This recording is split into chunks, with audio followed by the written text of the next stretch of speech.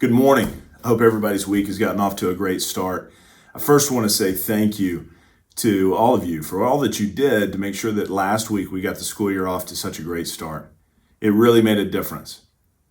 This summer, I was able to take a trip hiking, and I was able to spend some time in preparation for this upcoming school year. While camping, one of the things that I greatly missed is my favorite cup of coffee from my local coffee shop. And while we were able to have coffee around a campfire, it just was not the same. And so one of the things that really struck me and has struck me about the beginning of this school year is I couldn't compare that cup of coffee in the mountains around the campfire at my tent in the same way as that cup of coffee that my barista makes and feel excited about it. But I can tell you, that cup of coffee was needed, and it sure was better than nothing. And so to be able to sit around a campfire in the middle of nowhere and have a cup of coffee truly made my day.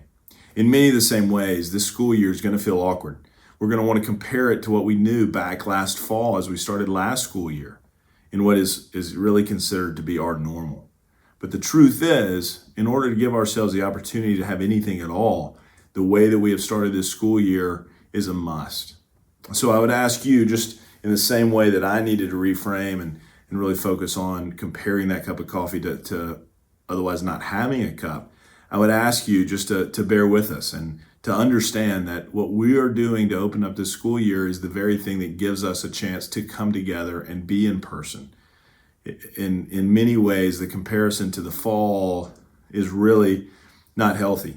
What we really need to do is we look to compare it to the spring, which I feel like for most of us, I can say this honestly, that we really missed each other and the opportunity to come together in person at all. So I'd ask you as we go forward, just keep that in mind. Today we have our first senior speeches of the year. Ridley, Fann, and Alex Covert have worked hard to bring to you the message that they bring today.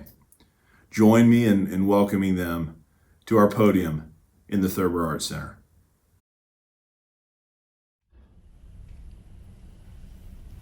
Good morning. I believe that you should find something that you are passionate about and never stop working towards it until you achieve your goals. And don't be afraid to fail along the way. For me, I found my passion pretty early, entrepreneurship. From creating an online thrift store when I was in 9th grade, to a job in errand service for teens, to a board game for families, I've always been working on a business. One of the first lessons I learned in an entrepreneurship camp called Quarter Zero was to fail fast. Failing fast means not being afraid to fail and not continuing to work on something that isn't achieving the intended goal. I experienced this pretty quickly when my online thrift store that I had worked on for 6 months took a turn for the worse.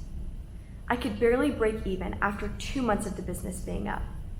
It took the criticism of my dad saying that, "Ridley, you have a solution to a problem that is not big enough," to realize that I needed to end the business and move on. I'm so proud of myself for failing because unlike most people with ideas, I'd at least started something. Everyone has great ideas that they think can change the world or change an industry, but it is only the ones who choose to work and act on these ideas who succeed. Success is not defined by earning money, but by learning valuable lessons that make you smarter in the end. Success is also not defined by intelligence.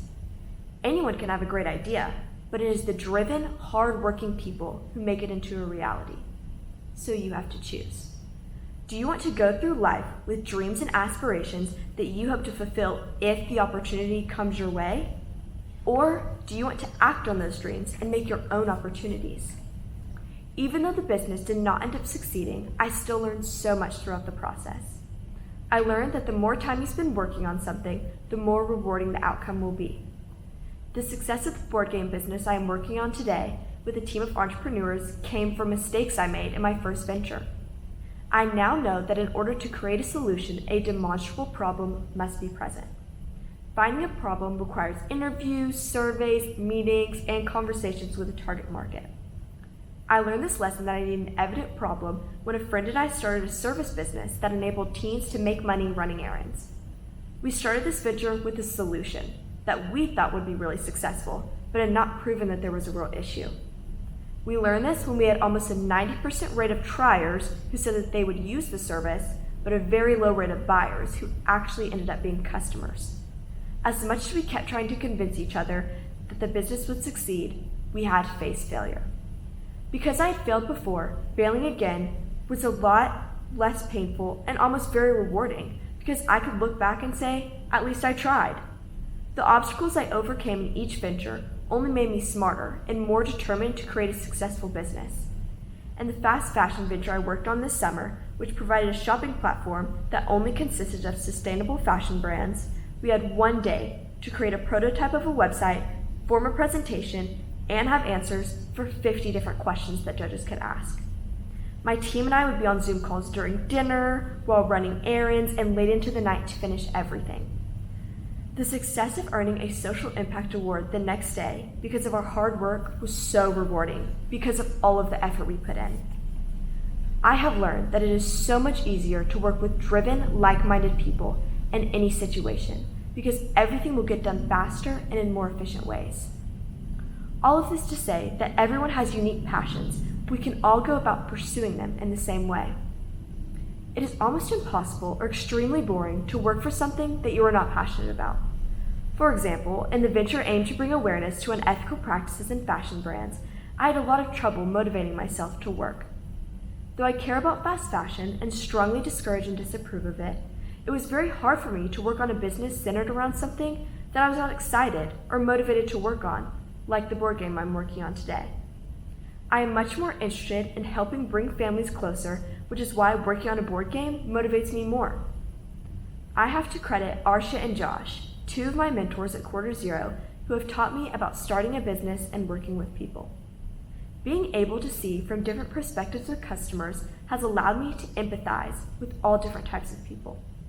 For example, while working on the business to help advocate for fast fashion, my team and I learned through surveys that only 50% of people actually care about if the brands that they are shopping from are ethical.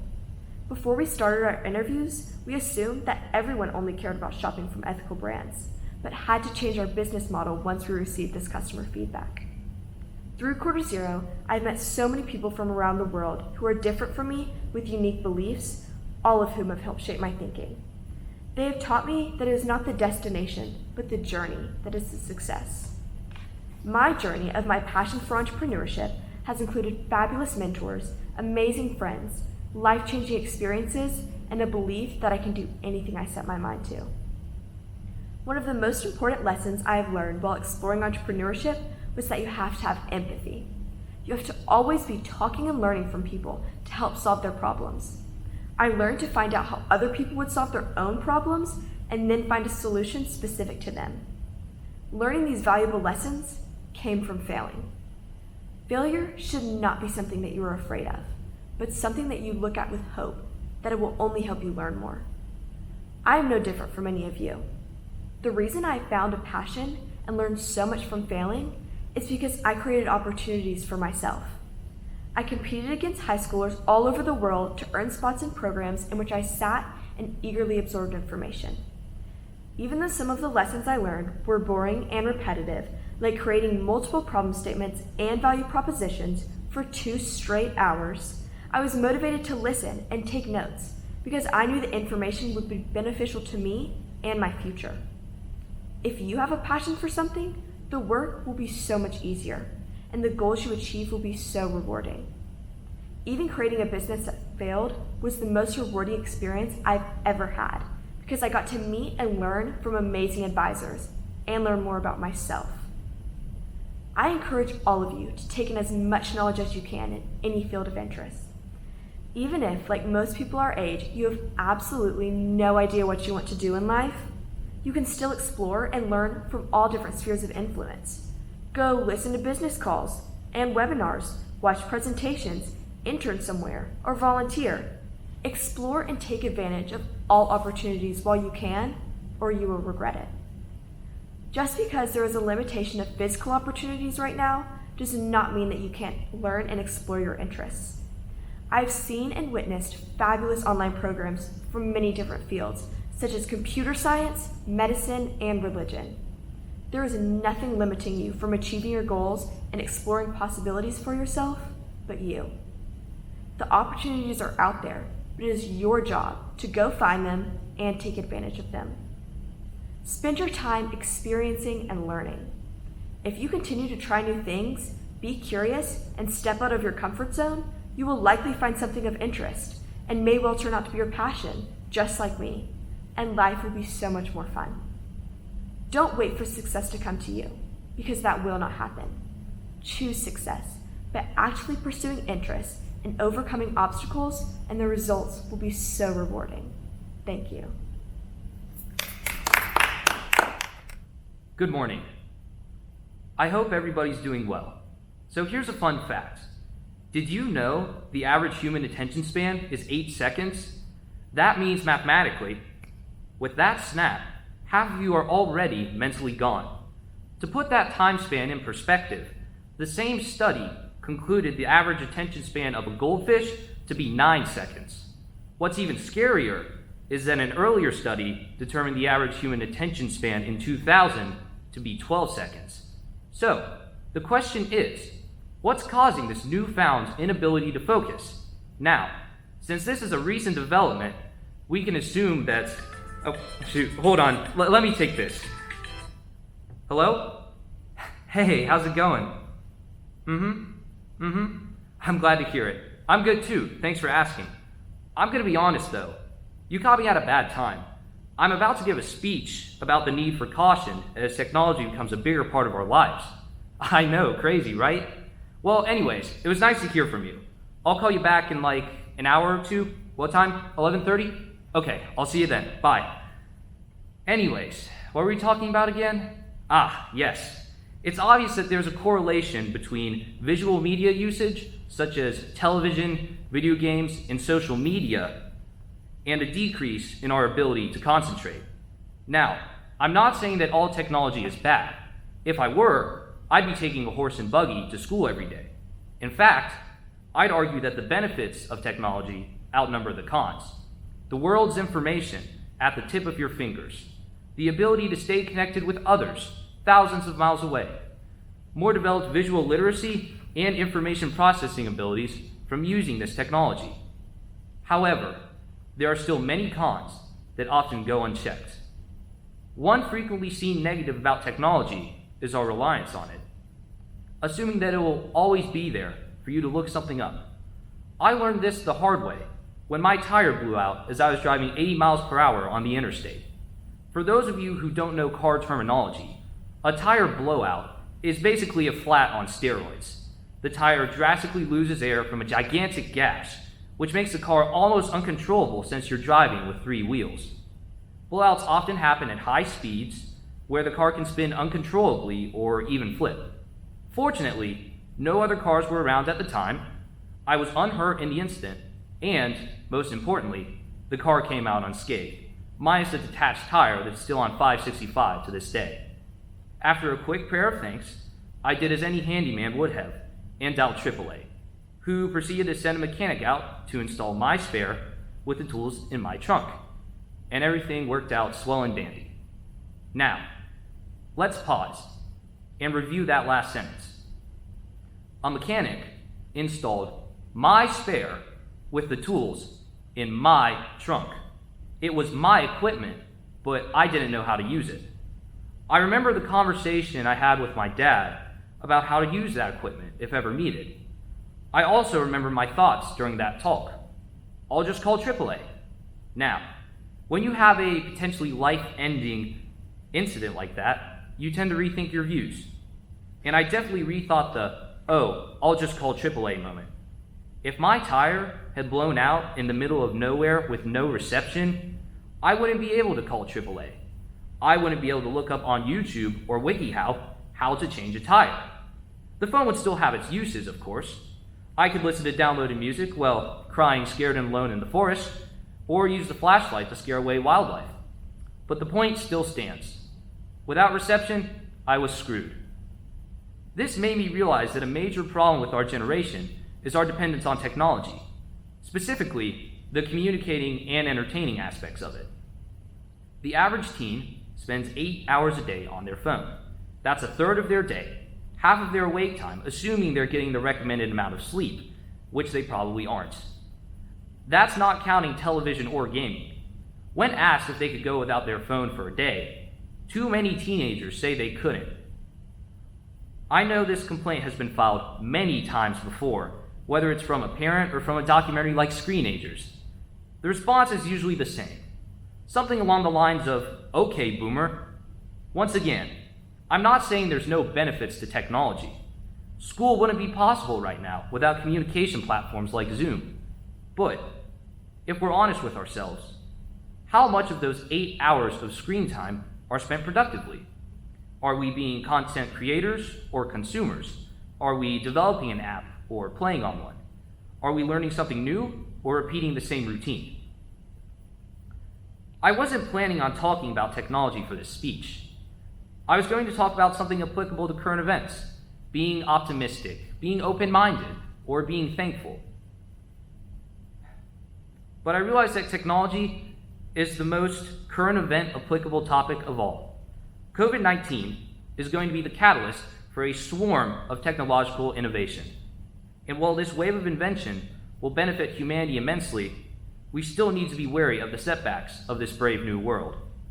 We're starting to see these effects already. Suicide and overdose rates have spiked since the onset of the coronavirus. Months of isolation have caused people to bottle up their rage, bitterness, and impulse. And we're starting to see these emotions overflow into violence, bigotry, and hatred, as one side fights for a positive change and the other defends what they believe to be the proper status quo. People are more angry, frightened, and alone than ever before. And it's being caused by a transition to life over a screen, a way of life that our species wasn't built for.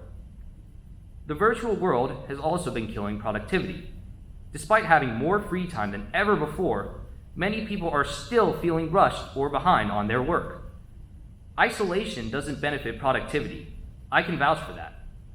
I wasted too much of my summer playing video games and watching TV, and while I was still able to accomplish much this summer, including a part-time job and valuable college research and information sessions, I still felt strained when I had 2 weeks left until the start of school, and I had about 10 biozones, a personal narrative, a senior speech, a summer reading book, and senior privileges checklist to complete before the start of the year.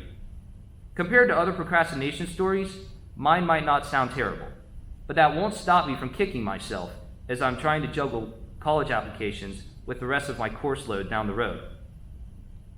The bottom line is, technology provides opportunity on a scale never before seen in human history, but the challenge will be properly utilizing it.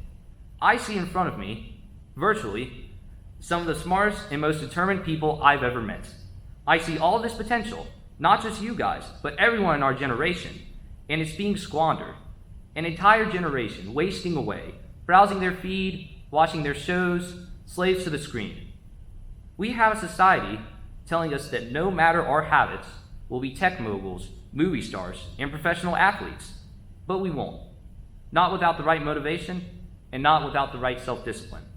The opportunity is here. We just have to seize it. What many of our ancestors had to sacrifice so much for, we get on a silver platter.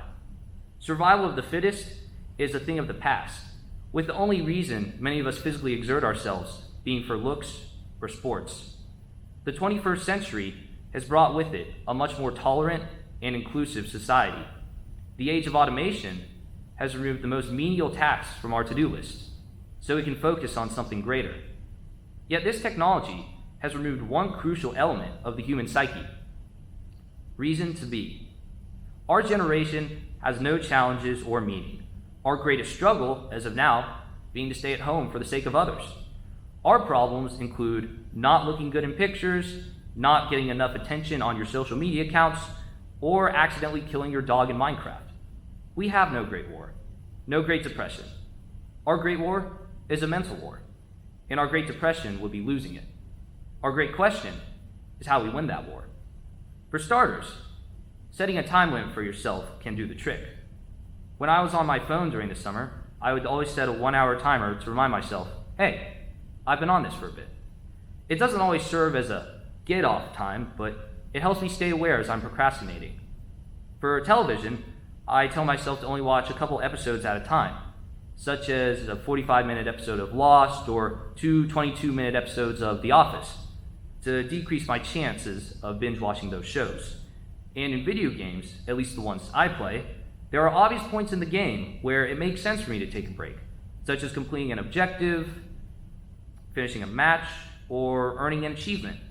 Future strategies I plan to implement are the 50-10 rule, where one spends 50 minutes working and 10 minutes goofing off, as well as a daily task strategy, where you don't check your phone or watch a show until you complete at least one of the tasks you required yourself to complete during the day, and take your technology breaks as you progress through your to-do list accordingly.